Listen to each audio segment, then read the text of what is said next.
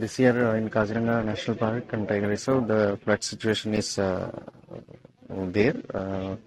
Water level is it has increased to considerable amount, and almost 167 camps are inundated so far. And we have evacuated 8 camps where water had entered the camp floor level. So we have evacuated 8 camps.